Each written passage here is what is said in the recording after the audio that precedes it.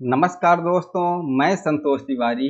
इस वीडियो में बताऊंगा इंपोर्ट ऑफ गुड्स की कंप्लीट ट्रांजैक्शन और आप सीखेंगे टैली में इंपोर्ट परचेज की एंट्री कैसे करते हैं और इंपोर्ट परचेज से रिलेटेड डॉक्यूमेंट्स के बारे में भी जानेंगे, जैसे commercial invoice, bill of landing, bill of entry और उन अदर्स वाउचर्स को भी समझेंगे जो कि आपके इंपोर्टेड गुड्स की कॉस्ट में शामिल होंगे। तो चलिए दोस्तों, जिस वाउचर्स की जिस परचेज की एंट्री हमें टैली में करनी है, सबसे पहले हम उन वाउचर्स को और उन डॉक्यूमेंट्स के बारे में समझते हैं। दोस्तों, आपको समझाने के लिए मैंने ये इंपोर्ट परचेज फाइल तैयार किया है, जिसकी एंट्री हम टैली में करेंगे। लेकिन एंट्री करने से पहले हम इन डॉक्यूमेंट्स को और इन वाउचर्स को समझ लेते हैं। इस फाइल में क्या है? अकाउंट इस company purchase 2000 pieces ply doors from USA country, supplier name AU international. और इंपोर्टेड गुड्स यहाँ हमारा होगा प्लाई डोर्स, क्योंकि हम प्लाई डोर्स इंपोर्ट कर रहे हैं, इसको हम इंपोर्टेड गुड्स कहेंगे। तो दोस्तों, सबसे पहले आपका है कमर्शियल इनवॉइस, और कमर्शियल इनवॉइस का अमाउंट है 12,000 यूएसडी CIF। तो कमर्शियल इनवॉइस क्या होता है दोस्तों? कमर्शियल इनवॉइस नॉर्मल समझते हैं बिल। जैसे आप किसी से कोई सामान परचेज करते हो तो आपको उस सामान का बिल मिलता है। तो हमने भी यहाँ अकाउंट इस कंपनी ने 2000 पीस प्लाई डोर्स परचेज किया है एयू इंटरनेशनल से। तो एयू इंटरनेशनल ने उस सामान का बिल दिया है अकाउंट्रिक्स को। तो इसको हम कमर्शियल इनवॉइस बोलते हैं। कमर्शियल इनवॉइस इसलिए बोलते हैं क्योंकि ये हमारा इंटरनेशनल ट्रेड है, और इस इनवॉइस का जो अमाउंट होगा वो इंडियन करेंसी में नहीं होगा। जिस कंट्री से हमने परचेज किया है, वह कंट्री जिस करेंसी में पेमेंट एक्सेप्ट करेगा उसी करेंसी में आपको बिल मिलेगा। तो हमने यूएसए से परचेज किया है, तो यूएसए की करेंसी यूएसडी डॉलर, तो हमें यूएसडी करेंसी में बिल मिला है। तो जो भी इंटर परचेज गुड्स होगा, जो भी सामान हम किसी दूसरी कंट्री से परचेज करेंगे, जो उसका बिल होगा उसको हम कमर्शियल इनवॉइस ही कहेंगे। आप अगर कहीं भी कमर्शियल इनवॉइस देखते हो तो आप ये समझ लीजिए कि यह इंपोर्टेड सामान है या किसी दूसरी कंट्री से परचेज किया हुआ बिल है, इसलिए इसको हम कमर्शियल इनवॉइस कहते हैं। अब दोस्तों देखते हैं बिल ऑफ लैंडिंग।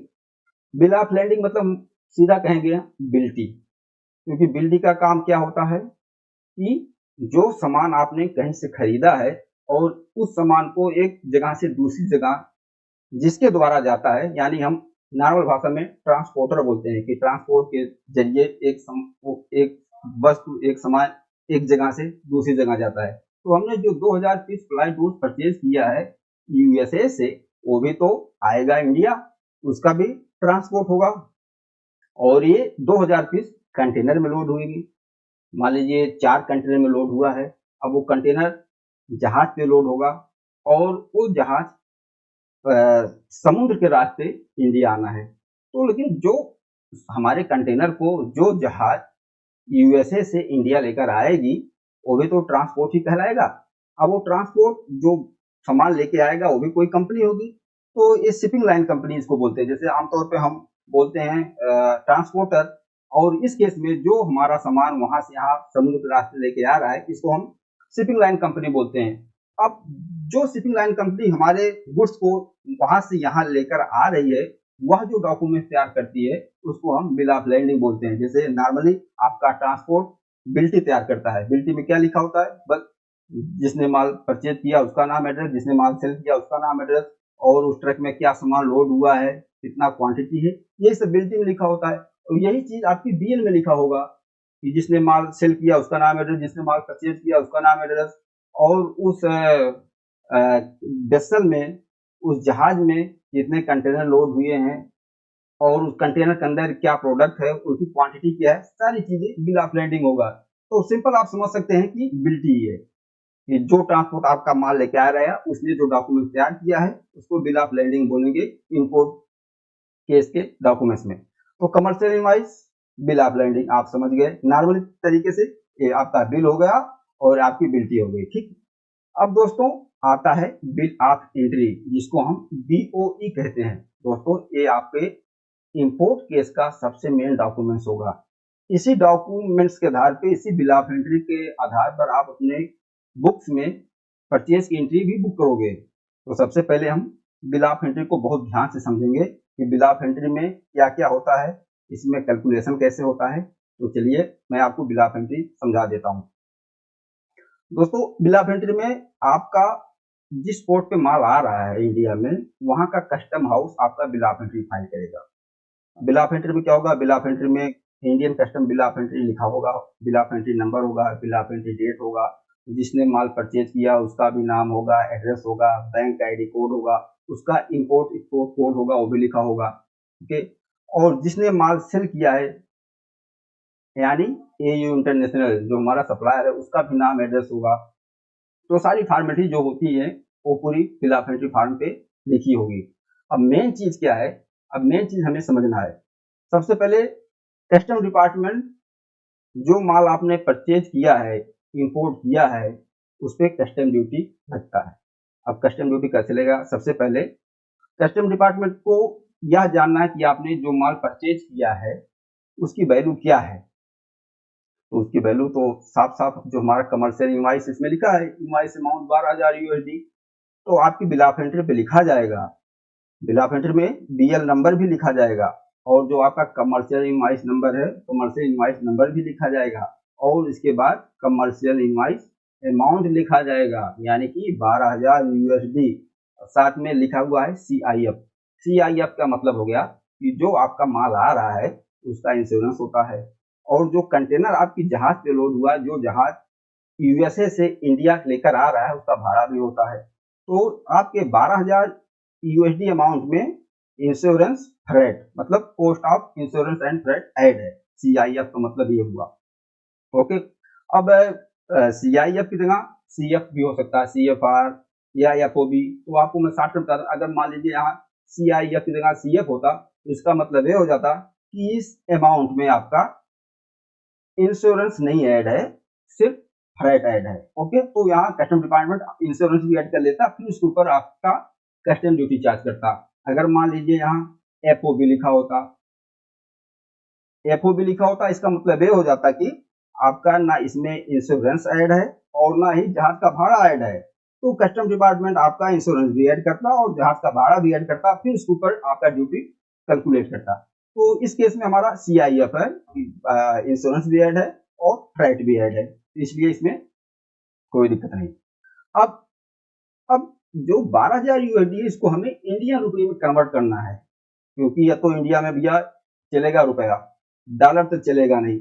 अब सबसे पहले जो डॉलर महाराज हैं, इनको हम इंडियन करेंसी में कन्वर्ट कर लेंगे। अब इंडियन करेंसी में कन्वर्ट कैसे करेंगे, जिस डेट में आपकी बिल ऑफ एंट्री फाइल होगी उस डेट का एक्सचेंज रेट क्या है, आपकी बिल ऑफ एंट्री पे सीधा सीधा लिखा रहेगा एक्सचेंज रेट 1 यूएसडी बराबर कितने इंडियन रुपीज। मान लीजिए जिस दिन हमारी बिल ऑफ एंट्री फाइल हुई उस दिन 1 यूएसडी बराबर 83 इंडियन रुपीज। अब इसको 12,000 यूएसडी इंटू 83 बराबर आपका 9,96,000। अब आपका माल की वैल्यू हो गई, यानी कि जो 12,000 यूएसडी है, इसका मतलब आपकी वैल्यू इंडिया की ये हो गई 9,96,000। अब इस टोटल पे आपको कस्टम ड्यूटी देना होगा। अब कस्टम ड्यूटी क्या परसेंट लगेगा वो कस्टम डिपार्टमेंट डिसाइड कर देगा।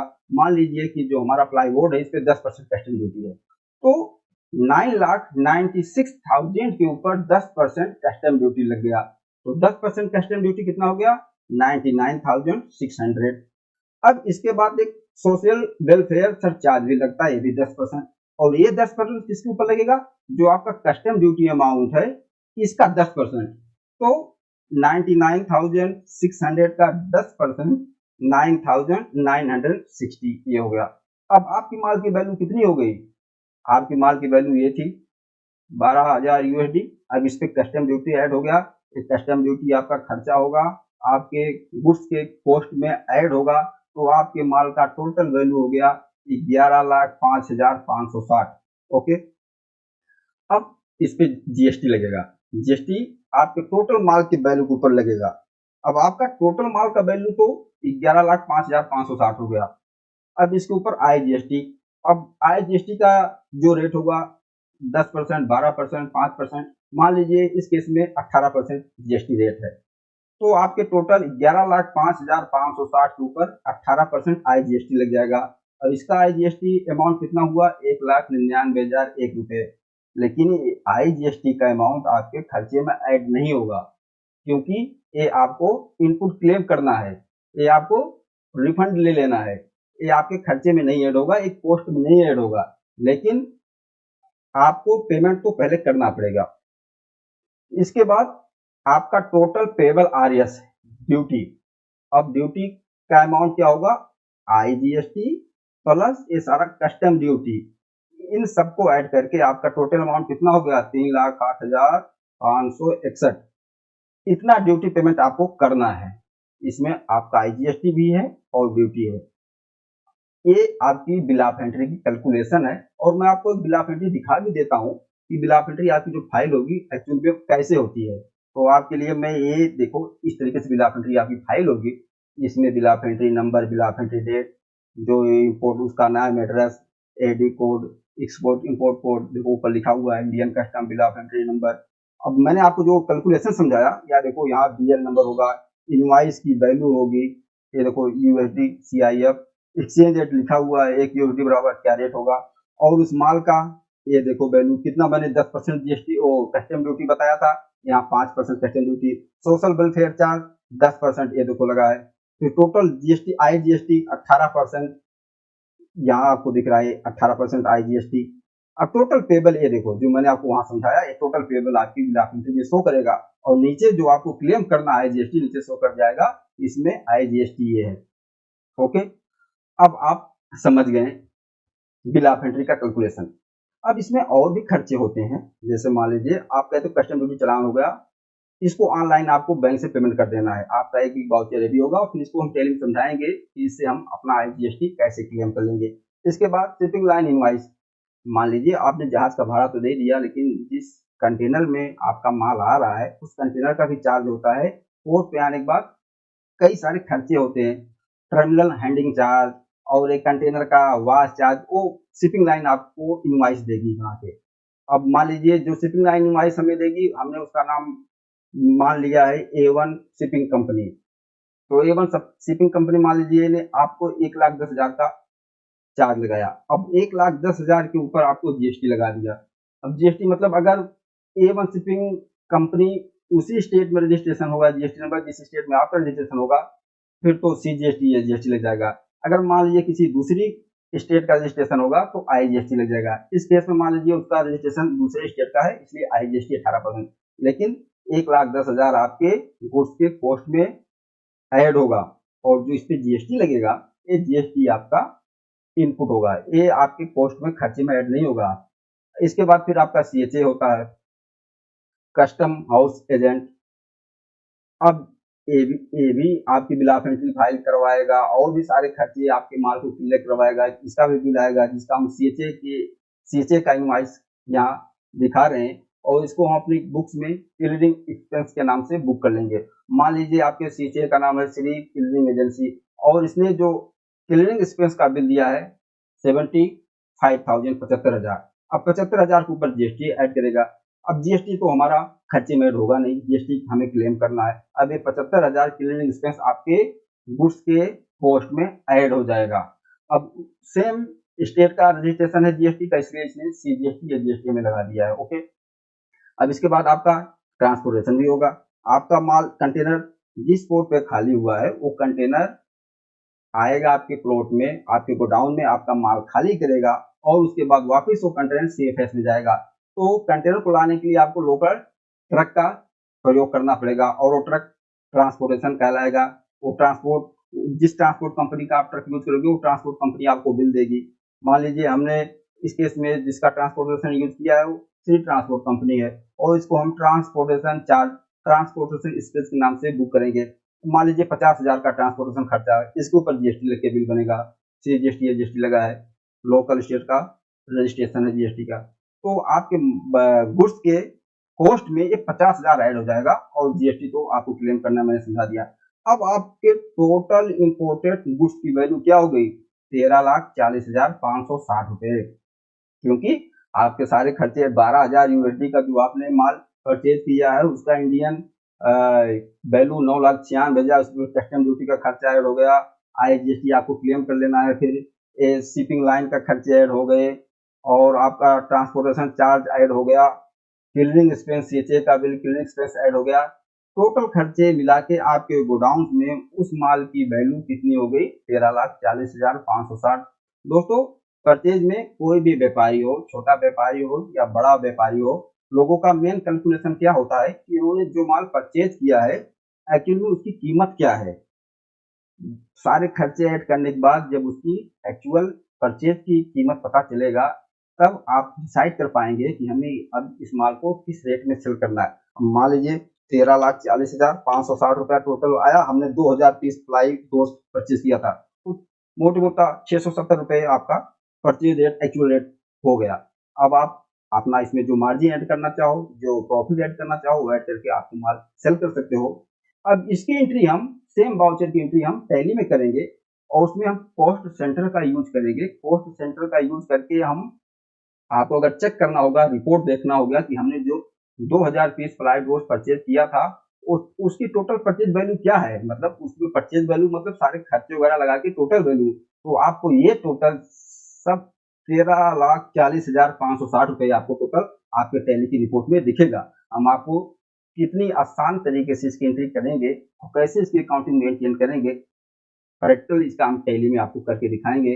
तो दोस्तों, ये वीडियो थोड़ा सा लंबा हो जाएगा, इसलिए हम इसको यहीं पर रोकते हैं और इसके लिए मैं दूसरा वीडियो बना रहा हूँ, इंपोर्ट परचेज पार्ट 2। इसमें हम इसकी एंट्री टैली में करेंगे। तो दोस्तों, आप जरूर बताना कि ये वीडियो आपको कैसा लगा। मैंने आपको जो समझाया आपकी समझ में आया या आपके अभी कुछ डाउट्स हैं तो आप मुझे कमेंट करके जरूर बताना। अगर आपके कुछ डाउट्स हैं या कुछ समझ में नहीं आया तो मैं दोबारा आपको समझाने की कोशिश करूंगा, या हो सकता है आपके मैटर पे, आपके क्वेश्चन पे वीडियो बना के आपको समझा दूं। तो नमस्कार।